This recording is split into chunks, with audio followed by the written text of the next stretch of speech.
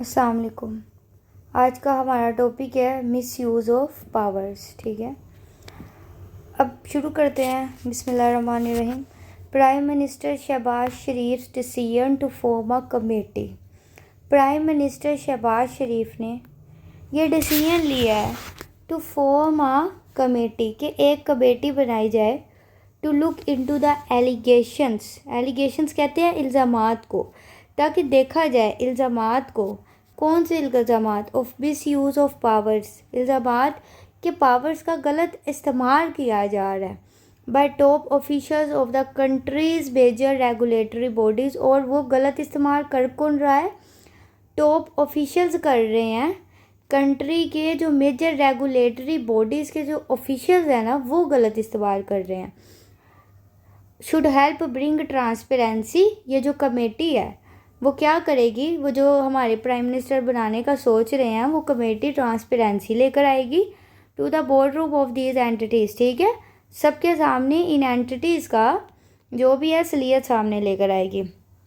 इस इतनी लाइन में ये बताया गया है कि प्राइम मिनिस्टर शहबाज शरीफ ने ये फैसला लिया है कि वो एक कमेटी बनाएंगे ताकि ये जो टॉप ऑफिशर्स हैं, ठीक है, हमारी रेगुलेटरी बॉडीज़ के, इनका पता चला जा सके कि ये जो अपनी पावर का सही इस्तेमाल कर रहे हैं कि गलत इस्तेमाल कर रहे हैं। तो एलिगेशंस का मतलब होता है इल्ज़ामात। ठीक है, और बाकी जो है रेगुलेटरी बॉडीज़ वो वाली बॉडीज़ होती हैं जो जो कह लो कि सिस्टम के अंदर रेगुलेशन करवा रही हो, और उनका आगे हम जिक्र करेंगे। Calls for the scrutiny of such power. Scrutiny का मतलब होता है ऑब्ज़र्व करना, बहुत केयरफुली ऑब्ज़र्व करना। ठीक है, ऑब्ज़र्व केयरफुली। वो कहता है कि calls for the scrutiny of such powers were triggered last month. ये इनका जो ऑब्ज़र्व करना, ठीक है, इन पावर्स को, ये लास्ट मंथ ट्रिगर हुआ कि यार ये बात जो की गई कि इनको ऑब्ज़र्व करना है, ठीक है, इनकी ज़रूरत क्यों पेश आई कि इनको ऑब्ज़र्व क्यों किया जाए। ऑफ कोर्स कोई भी चीज़ बिला वजह तो होती नहीं है, उसके पीछे कोई ना कोई रीज़न होती है।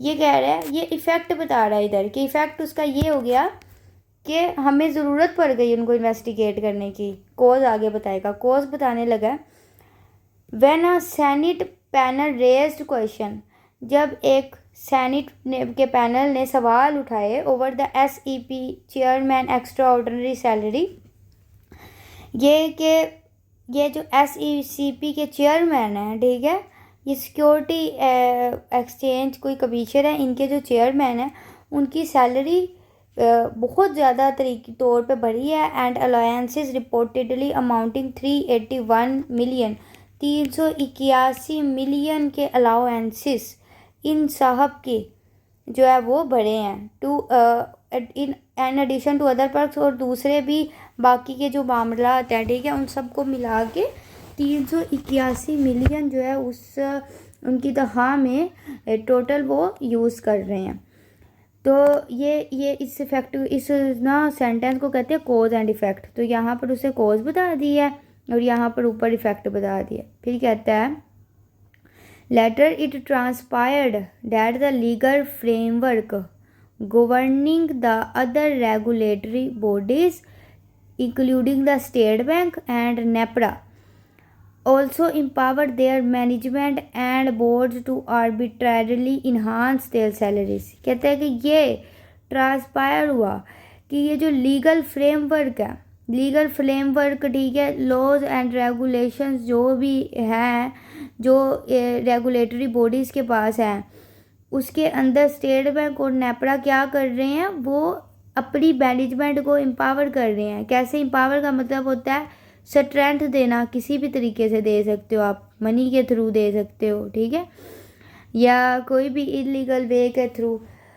इन्हांस देयर सैलरीज, बढ़ा रहे हैं अपनी सैलरीज। और भी टेररली का मतलब क्या होता है कि विदाउट एनी रेगुलेशन, ठीक है, कि खुद ही मतलब इरेगुलेटरी तरीके से जो है वो सैलरीज को बढ़ा रहे हैं। एंड अदर एमोल्यूमेंट्स विदाउट गवर्नमेंट और पार्लियामेंट ओवरसाइड, और बाकी के जो उनके ताइफ है वो वैसे ही बढ़ा रहे हैं, ठीक है, गवर्नमेंट को भी नहीं इस बात का पता और पार्लियामेंट्री ओवरसाइट का मतलब होता है नज़र रखना। ना ही पार्लियामेंट को इस बात की खबर है कि ये जो हमारी रेगुलेटरी बॉडीज़ हैं, जो इंतज़ामिया हैं, जैसे कि स्टेट बैंक और नेपरा की, कि ये खुद ही जो है ना वो अपने तनख्वाहें बढ़ा रहे हैं। और बढ़ा कौन रहा है? इनके जो ऑफिशियल्स होंगे, टॉप ऑफिशियल रैंक के बंदे होंगे, वो बढ़ा रहे होंगे। अब हमारे जो प्राइम मिनिस्टर साहब ने कमेटी बनाने का सोचा था, वो कहता है कि ये committee will now scrutinise the legality and propriety. ये वाली जो कमेटी जो बनेगी, ये क्या करेगी? ये बहुत अच्छे तरीके से स्क्रूशनाइज करेगी, ऑब्जर्व करेगी कि आया कि ये जो तनख्वाहें बढ़ाई जा रही हैं ये जायज़ है या ये जो है ना, प्रोप्राइटर का मतलब होता है डिटेल्स। ये डिटेल्स पता चलेंगी। ये जो सेल्फ सर्विंग डिसीजंस है हमारी रेगुलेटरी बॉडीज़ ले रही हैं, ये किस बेस पे ली जा रही हैं। और ये जो कमेटी बनेगी यही हमें स्टेप्स भी रिकमेंड करेगी ताकि हम इनके ऊपर पुख्ता नज़र लग सके, ठीक है, इनकी अकाउंटेबिलिटी करवाई जा सके। अब इस पे तो ये बताया गया है कि प्राइम मिनिस्टर साहब ने जो है ना वो एक कमेटी बनाई है, ठीक है। उन्होंने कहा एक कमेटी बनेगी, वो कमेटी जो है वो हमें पता चलेगा कि हमारी जो रेगुलेटरी बॉडीज़ हैं, ठीक हो गया, जो हमारी रेगुलेटरी बॉडीज़ हैं वो किस तरह काम कर रही हैं। यानी कि वो जो अपनी आर्बिट्रेरली जो है वो अपनी जो तनख्वाहें बढ़ा रही हैं, उसके पीछे की क्या वजूहत है, रीज़न्स क्या हैं, ठीक है। और वो हमें ये बताएगी स्टेप्स बाकायदा कि इनके ऊपर ओवरसाइट, यानी कि पार्लियामेंट जो है वो इनको कैसे जवाबदेह बना सकता। अब दूसरी बात यहाँ पर की जाती है, हम यहाँ पर आते हैं। Many argue that competitive market based पे, बहुत ज़्यादा लोगों ने ये आर्ग्यू किया कि कम्पिटेटिव मार्केट बेस्ड पे एंड पर्क्स आर इसेंशियल, के लाजमी है ये जो मार्केट बेस्ड पे और पर्क्स देना ये लाजमी है to attract and retain competent professionals and allow regulatory institutions to function better.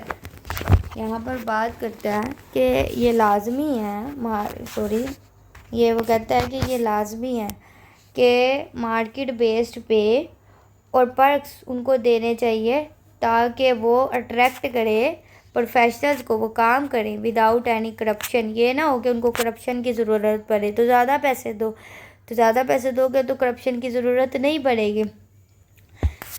इसके अंदर कोई गलत बात नहीं है कि उनको पे अच्छी देनी चाहिए ताकि वो हमारी जो है ना मुल्क के लिए अच्छा काम करें। लेकिन बात करता है ताहम ये आर्गूमेंट अपनी फ़ोर्स खो देता है। ये आर्गूमेंट बिल्कुल सही है, ये जो इधर आर्गूमेंट किया गया है ये बिल्कुल सही है, लेकिन वो कहता है ये आर्गूमेंट अपनी लॉस कर देता है फोर्स को। When these decisions are made by the very people, जब डिसीजंस लेने का यानी कि फ़ैसला करने का इख्तियार किसके हाथ में हो, उसी के हाथ में हो जो उससे सबसे ज़्यादा फ़ायदेमंद है। फ्रॉम देम, उनसे फ़ायदेमंद है। In an opaque manner, opaque manner का क्या मतलब होता है? ओपेक का मतलब होता है कि विजिबल व्यू ना होना, ठीक है।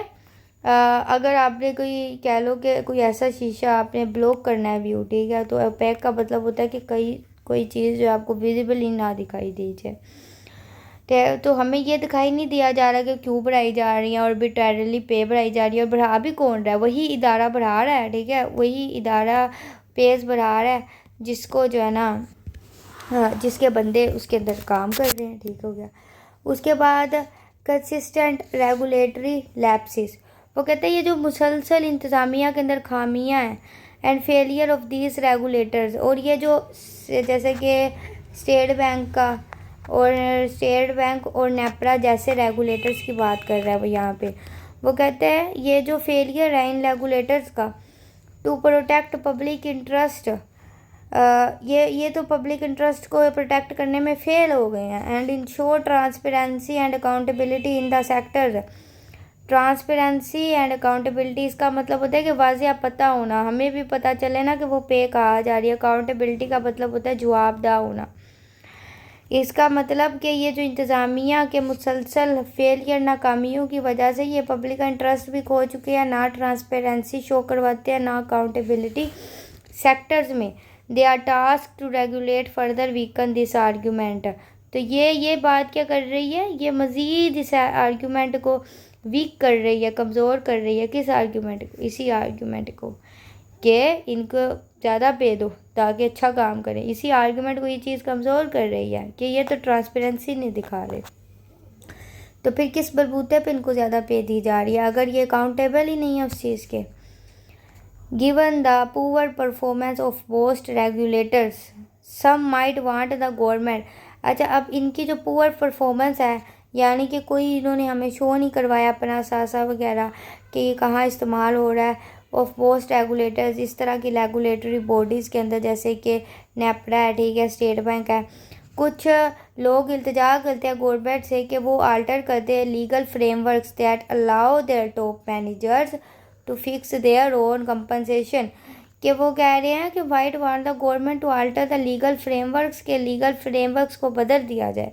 अब जैसे कि ये जो है ना, ये ऑटोनोमस है, ये नेपरा भी और स्टेट बैंक भी, तो कहते हैं या फिर तो इनकी ऑटोनोमसिटी छीन ली जाए, यानी कि ये जो अपने आप के मतलब ये चीज़ें जो है पे वगैरह इंडिपेंडेंट है, ये बॉडीज़ खुद से पे दे सकते हैं और खुद से बढ़ा भी सकते हैं। तो या तो कुछ लोग कहते हैं इनकी ऑटोनोमस छीन ली जाए और लीगल फ्रेमवर्क्स बदल दिए जाए, रूल्स एंड रेगुलेशन बदल दी जाए, लेकिन ऑथर कहता है कि ये गलती होगी। इसकी बजाय the committee should revisit the governing laws of all regulators and suggest way to ensure that the enhancement of salaries. कहते हैं कि committee should revisit, committee review कर ले, ठीक है, रिव्यू कर ले गवर्निंग लॉज को, तमाम रेगुलेटर्स के ऊपर जो लॉज हैं आयद हो रहे हैं, ठीक है, उनको रिव्यू कर ले और हमें कुछ नए वेज सजेस्ट कर दे that the enhancement of salaries, के जो ये जो सैलरीज की इन्हांसमेंट है and other perks of top officials, और बाकी जो पर्क्स है, ठीक है, are linked to the performance of the regulators. और ये जो बाकी के जो पर्क्स है जो उनको दिए जाते हैं, ठीक है, उनकी सैलरीज भी, उनके पर्क्स भी are linked to the performance of regulators, वो उनकी परफॉर्मेंस के ऊपर उनको दी जाए, उनकी सैलरीज भी, उनके पर्क्स भी, ना कि यहाँ पर वो कहते हैं ना कि उसको ऑर्बिटरली दी जा रही है। तो ऑथर कहता है कि उसको ऑर्बिटरली नहीं देनी, उसकी परफॉर्मेंस के ऊपर देनी है। एंड स्ट्रिक्टली पार्लियामेंट्री स्क्रूशनी, और strict parliamentary scrutiny to uphold accountability, किसके अंडर देनी है?